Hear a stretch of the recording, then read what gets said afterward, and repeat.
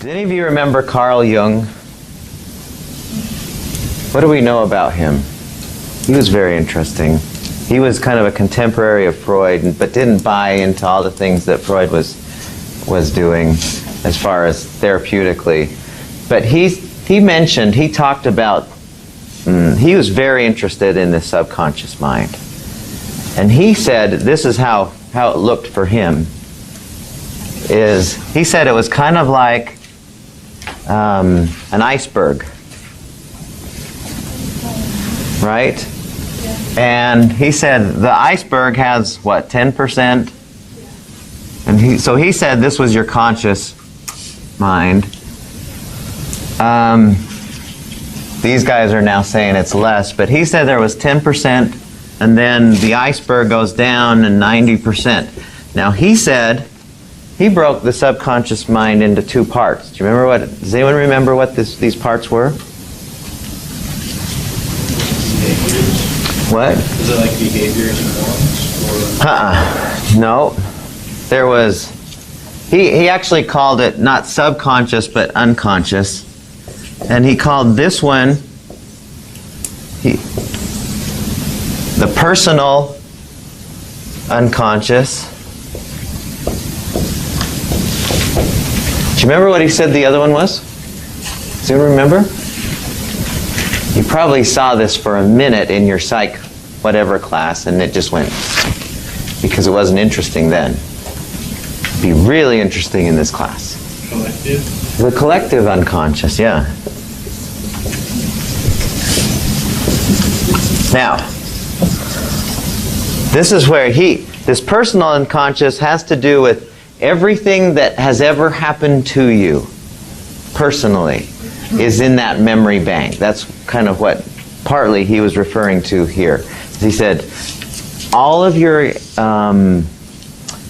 events in your life are still locked away in there, and you can access them if you want to. And this is where a lot of our challenges, a lot of our problems emotionally, they get stored in here.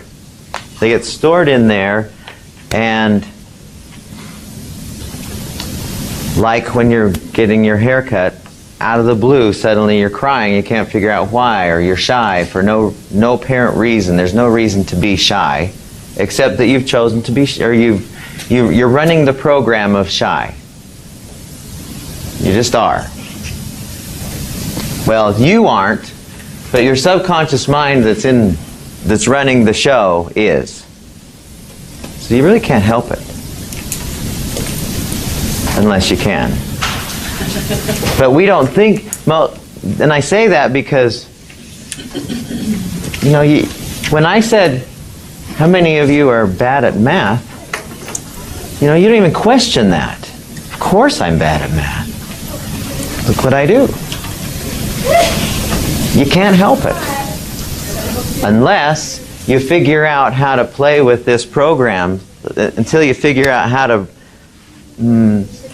change these programs, like you were wondering about these 3 weeks of doing a habit. There are ways to change these programs, and we're going to explore that really soon. But I want to make sure we have a clear idea of the difference between the conscious mind and the subconscious mind. Now, I wrote down these two columns. I'm pulling from 2 or 3 resources that I have. And we'll just kind of go through some of these things. The first one that I think is interesting, if you go down to the very bottom and then up 3 lines, it says the conscious mind processes about 40 bits of environmental stimuli per second. Not very much.